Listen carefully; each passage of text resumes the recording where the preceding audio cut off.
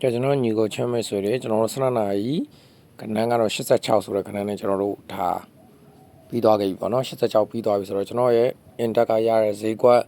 အချိန်ကိုကျွန်တော်ချပြပေးထားတယ်နော် Mr. D video နှစ်ခုထဲမှာ Mr. ဝင်ကြည့်လို့ရတယ်ကျွန်တော်ချပြပေးထားတယ်ခွန်3ညအချိန်ဒါနေ့တိုင်းကတော့ဒါခွန်3ညအချိန်14ဘွဲမြောက်ဒါမှန်မလားဆိုတာတော့ဒါ Mr. တွေနဲ့ကျွန်တော်တို့ရဲ့ကံပေါ်မှာမူတည်သွားပြီ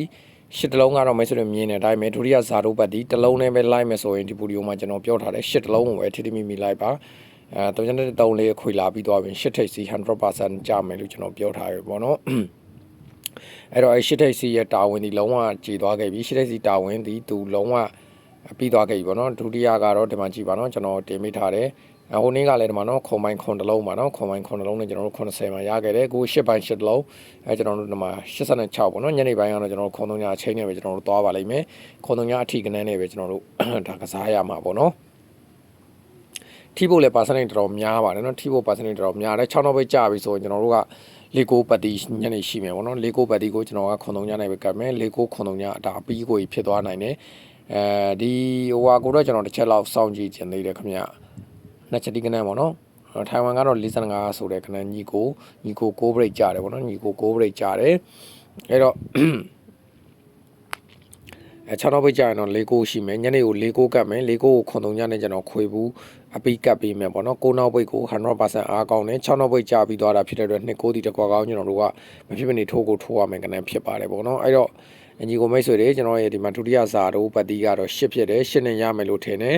ဒီ6လိုက်နေတဲ့လူတွေက6တလုံးနဲ့လိုက်လို့မရဘူးလို့ကျွန်တော်ပြောတယ်နော်6တလုံးနဲ့လိုက်လို့မရဘူး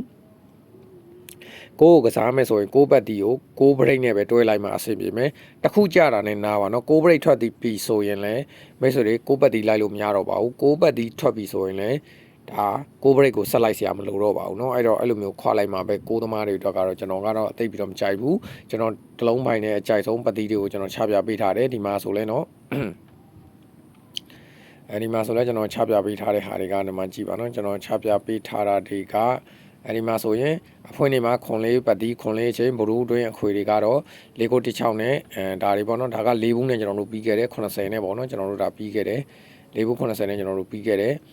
ခုနှလုံးပိုင်းနဲ့ကျွန်တော်တို့ရသွားခဲ့ပြီအဲ့တော့8နဲ့ကိုကျွန်တော်ဒီနေ့ထပ်ယူပေးထားတယ်ညနေပိုင်းကိုကျွန်တော်တို့က80နဲ့ကျွန်တော်တို့ကပြန်ယူမှာဖြစ်တယ်80ကို၄ကိုနဲ့ပဲကတ်ပြီးတော့ပဲမဲဆိုတွေကစားရမယ်ပေါ့နော်ဒါမဲ့အောကွက်နဲ့အပိုင်ကွက်ကိုတော့ကျွန်တော်ဒါ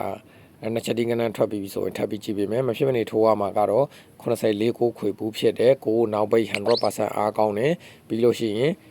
29ဆိုတဲ့ကနန်းတစ်ခွက်ကမဖြစ်မနေထိုးကိုထိုးပေးရမယ်ကနန်းဖြစ်တယ်ပေါ့နော်ကဲအဲ့တော့အားလုံးပဲထိထိမိမိပေါက်ပါစေရပါစေအောင်ပါစေ